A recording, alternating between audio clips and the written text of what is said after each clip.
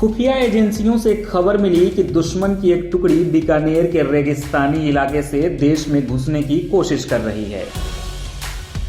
चंद मिनटों में ही भारतीय सेना के साथ वायुसेना भी अलर्ट हो गई। इसके बाद भारतीय सेना के टैंकों और लड़ाकू विमानों ने ऐसी तबाही मचाई कि पूरा रेगिस्तान थर्रा गया और दुश्मन पूरी तरह से तबाह हो गया। चौंकिए मत, दरअसल ये नजारा भारतीय थल सेना और वायुसेना के संयुक्त युद्धाभ्यास ऑपरेशन शत्रुनाथ का है, जो बीकानेर के महाजन फायरिंग रेंज में हुआ।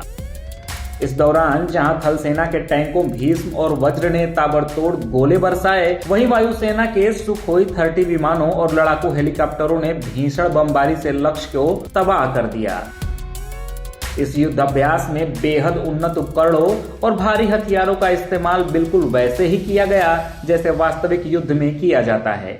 जो भी साजो सामान था, इसमें बहुत सारा भाग जो है वो हमारा खुद इंडिजिनाइज बना हुआ है और बहुत सफलतापूर्वक और ठीक रूप से काम कर रहा है। इसके अलावा भारतीय फौज तत्पर है कि हम टेक्नोलॉजी लाना चाहते हैं अपने अंदर, जैसा कि ट्रेंड है वर्ल्ड ओवर। हम टेक्नोलॉजी लाना चाहते हैं। टेक्नोलॉजी लाना एक चीज़ है, टेक्नोलॉजी को एब्जॉर्ब करना दूसरी चीज़ है। तो आज आपने देखा कि किस प्रकार से नई टेक्नोलॉजी वाले ड्रोन्स और बाकी के जो हमारे संसाधन हैं, सब के अंदर हमारे मैन पावर जो है, जो मैन बिहाइंड द मशीन है, उन्होंने अच्छी प्रकार से ट्रेनिंग करके इसके अंदर पूरा सुचारू रूप से इसको ऑपरेट किया। इस काल्पनिक युद्ध में सेना के इंजीनियरिंग कोर और मैकेनाइज्ड इन्फेंट्री की यूनिट्स ने भी हिस्सा लिया। दरअसल पूरी दुनिया में युद्ध के तौर तरीके बदल रहे हैं। ये युद्धाभ्यास रूस और यूक्रेन के बीच पिछले 9 महीने से चल रहे युद्ध के व्यापक अध्ययन के बाद किया गया। जमीन पर लड़ रही थल सेना को वास्तविक युद्ध की परिस्थिति में वायुसेना का सहयोग किस तरह दिया जा सकता है, इसके अभ्यास के लिए पहली बार दोनों सेनाओं ने इतने बड़े पैमाने पर एक साथ युद्धाभ्यास किया है।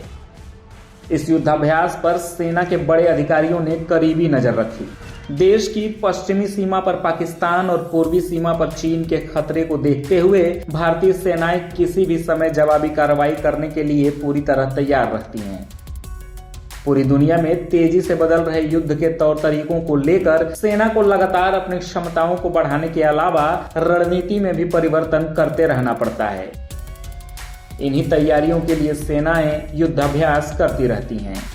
फिलहाल के लिए इतना ही। देश और दुनिया की बाकी खबरों के लिए देखते रहिए लोकमत हिंदी।